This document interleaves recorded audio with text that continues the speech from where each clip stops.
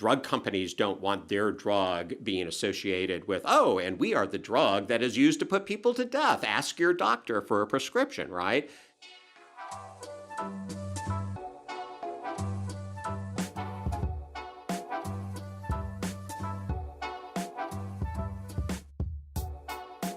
Hello and welcome to the Miami Law Explainer, a new podcast from the University of Miami School of Law. At The Explainer, we take a deep dive into the news of the day, unpacking Supreme Court cases and decisions, sussing out hot political and social issues, and discussing legal matters that are just too interesting to ignore. I'm your host, Annette Uguez.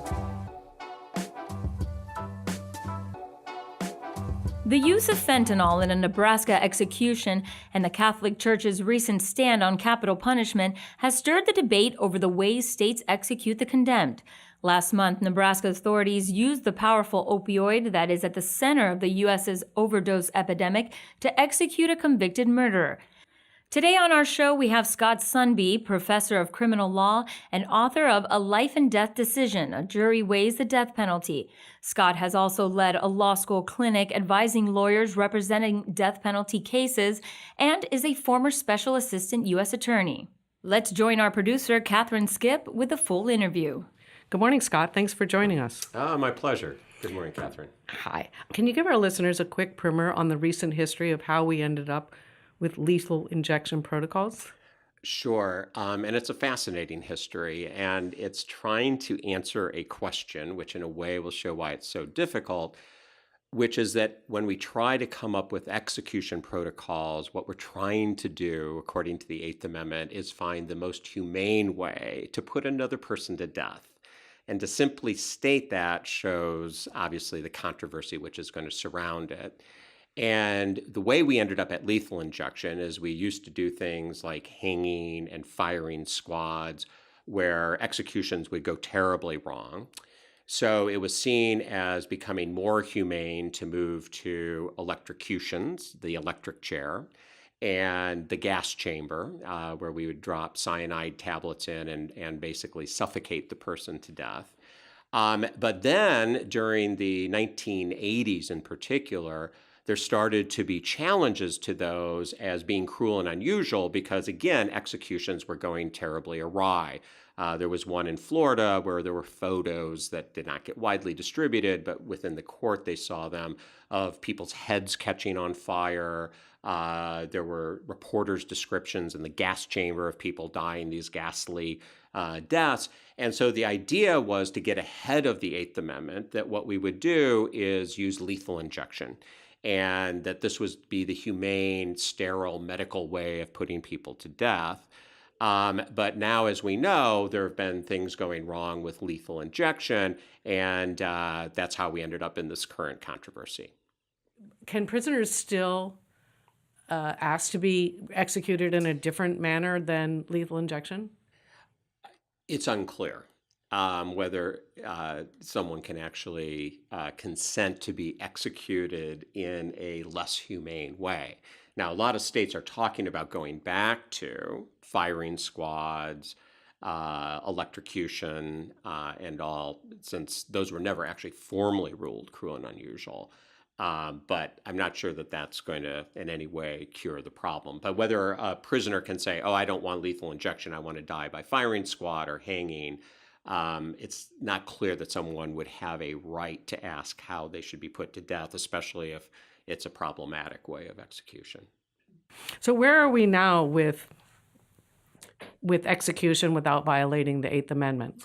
So over the past 10 years or so, there has been quite a development in the lethal injection area. And part of it is legal, where courts started to intervene and issue stays on executions because the idea was that prisoners were dying through these protocols, which the Bureau of Prisons were sort of making up on the fly. It's not like the American Medical Association came up with here's how you put someone to death humanely. And in fact, under the AMA, you would violate the Hippocratic Oath if you were a doctor and participated in an execution. So this is sort of amateurs, if you will, coming up with these. And in fact, some of the drug protocols were drawn off of veterinary medicine. And so we started to have very bad results, people who were not dying right away, who were not being paralyzed, because the idea usually is that you inject a paralytic drug first, and then you can induce the heart attack, or however the other drugs are supposed to work, these cocktails as they call them. And those were going wrong. And so courts were starting to issue stays and saying, I'm not sure that this isn't cruel and unusual punishment.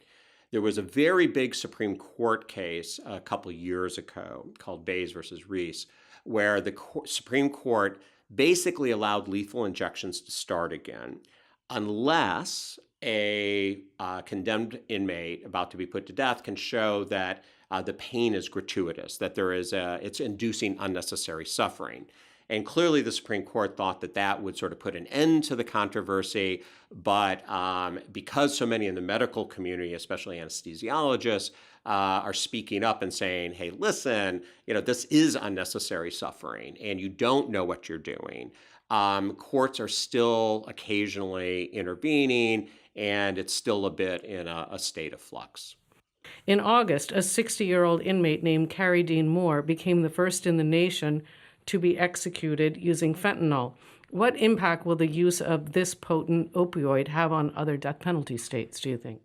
So to understand why people are so fascinated with the Moore execution, what you have to also understand that is in addition to these legal challenges which were being made to various drug protocols, lethal injection protocols, there were also other movements going on.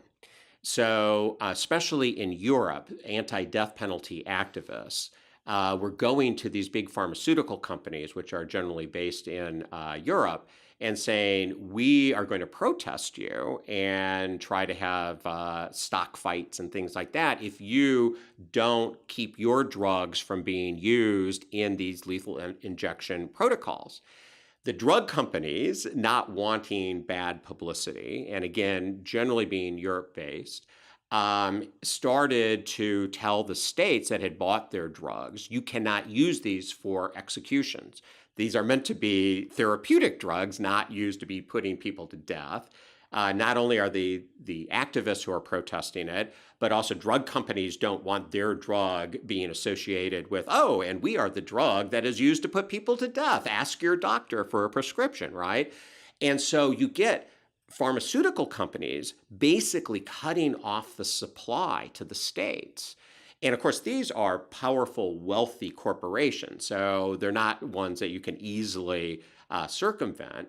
And so states are now scrambling to try to find other drugs which they can use. There's a very famous situation in Missouri where the Bureau of Prisons in Missouri sent people from their agency across state lines with suitcases of cash to buy execution drugs from a pharmaceutical company that made their own drugs in another state. And it was just like drug runners, right? Send them over with the suitcases of cash because they can't get them on the free market.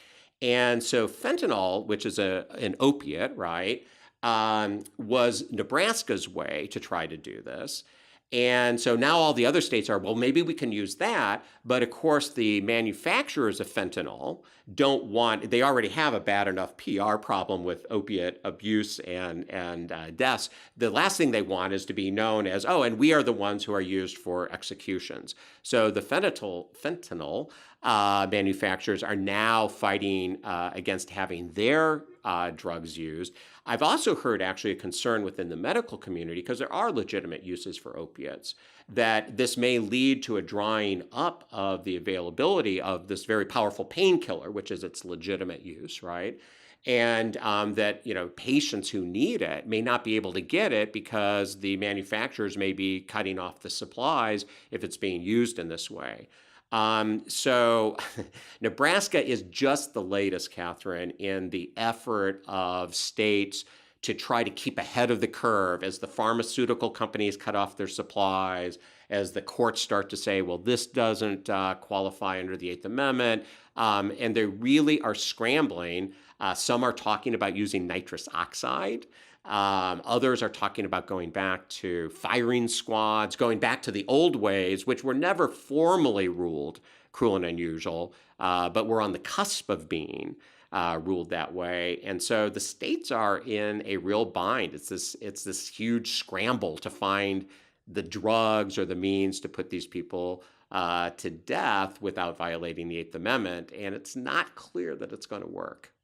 It seems like the death penalty is being fought on so many fronts. You have the anti-death penalty groups that are battling the courts to end the practice for once and all. You have the drug companies filing to stop the use of their drugs in executions like we just discussed. And now you have the Catholic Church declaring the death penalty wrong in all cases. Does this really spell the end for the death penalty? So, as you can imagine, there's great speculation this way, right? And it's one reason why so much attention was being paid to the Supreme Court appointments over the last few years, because obviously one way the death penalty could be found or end is through the Supreme Court ruling it unconstitutional. That seems less likely now. But what you point to is really important because it really is a grassroots movement against the death penalty. And what a lot of folks don't realize is that the number of death sentences imposed, forget executions for the moment, the number of death sentences imposed each year has fallen dramatically, over 90% since the mid-1990s, to where the last few years we're right around in the 20s and 30s nationwide as to the number of death sentences which are being imposed. And even out of those sentences, a significant percentage are out of California, which has the largest death row in the country. And the reason it has the largest death row is because they never execute. So those death sentences really are more life without parole plus sentences, if you will, in that it's very unlikely that someone in California will ever be executed. So we're really talking probably in the teens, the number of death sentences each year.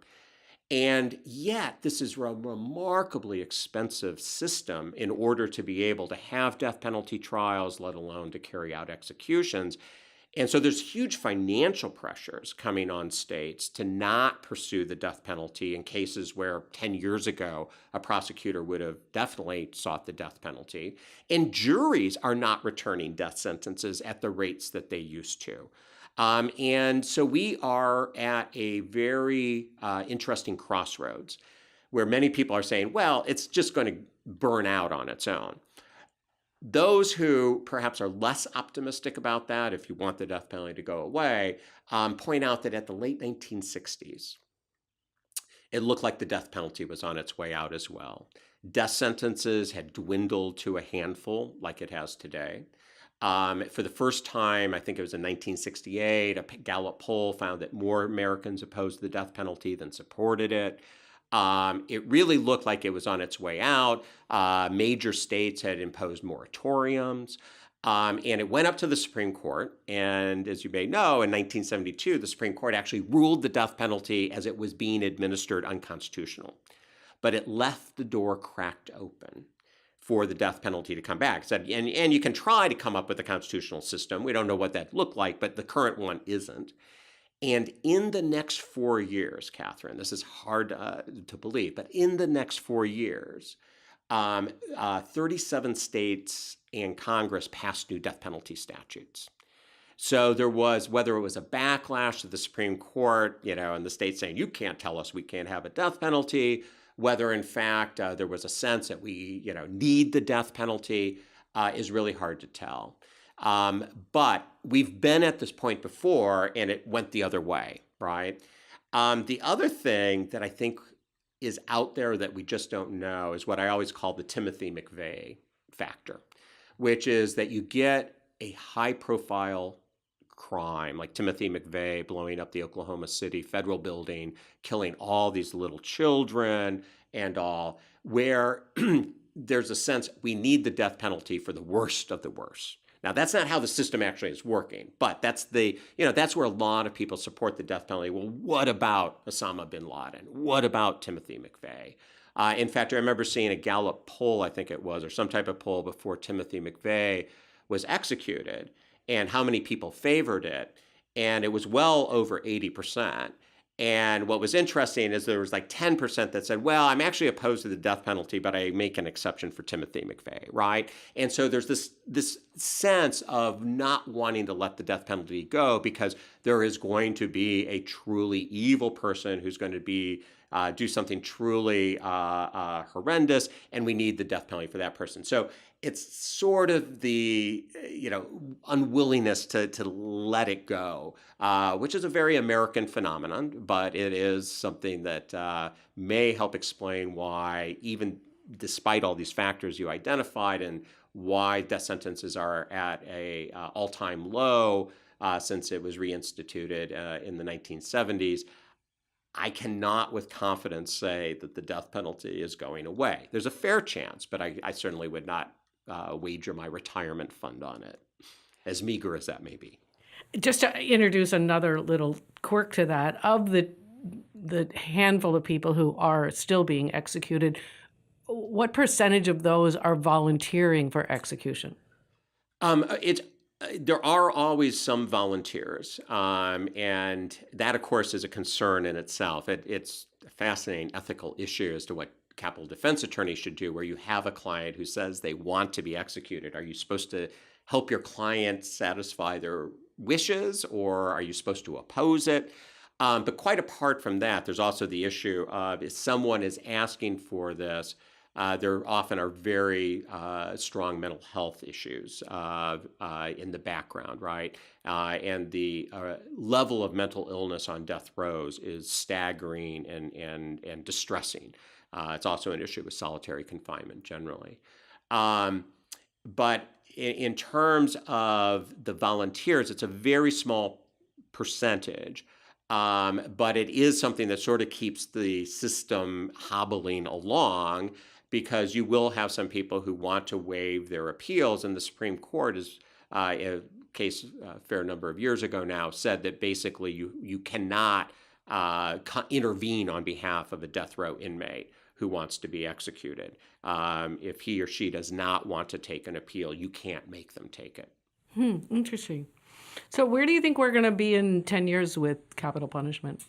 So I think that there is a chance that the death penalty will go away largely through attrition. But my guess is 10 years from now, we're still going to have a handful of states. We may still have a fair number of states, like 20, that have death penalty statutes, but I'm guessing we'll have only a handful of states, Florida probably being one of them, where prosecutors are still seeking the death penalty with any type of regularity. But again, if people realize how expensive it is, not just a death penalty trial, which are often in the millions of dollars compared to a non-death penalty case where the same murder, if tried, where life without parole would be the sentence, would be a quarter of the cost. You also have all the things that go with training of judges, training of lawyers, special execution chambers, special death rows, where the cost is staggering. If you translated that into the number of firefighters we could have, police officers, teachers, if people start to really understand how expensive it is, especially when you're getting maybe 2 or 3 death sentences a year for a state, that may be enough to bring an end to it. And there are definitely many fiscal conservatives in legislatures that oppose the death penalty and have actually tried to abolish the death penalty because they are offended by the cost, especially given that the default sentence now is life without parole. These are not individuals who are going to be getting back out on the street. They are going to die in prison. And once you accept that, support for the death penalty drops dramatically. Great. Thank you so much for your time, Scott. My pleasure. Thank you. Thanks for joining us on The Explainer. We hope you'll subscribe and comment and follow us on Twitter and Facebook. Next week, we will be with Teresa Vergas, director of Miami Law's Investor Rights Clinic, discussing how Tesla and SpaceX founder Elon Musk's bizarre behavior is roiling financial markets. And that's all for this episode of The Explainer. Let us know what and whom you'd like to hear from at Miami Law in future shows. I'm your host, Annette Uguez, and we'll be back with you soon with another episode featuring legal news you can sink your ears into. This week's show was brought to you by Miami Law's Entertainment, Arts, and Sports Law LLM, the only graduate degree of its kind. The concentration focuses on areas of law that in today's world are expanding, converging, and at times intersecting. To learn more, go to www.law.miami.edu and search for EASL.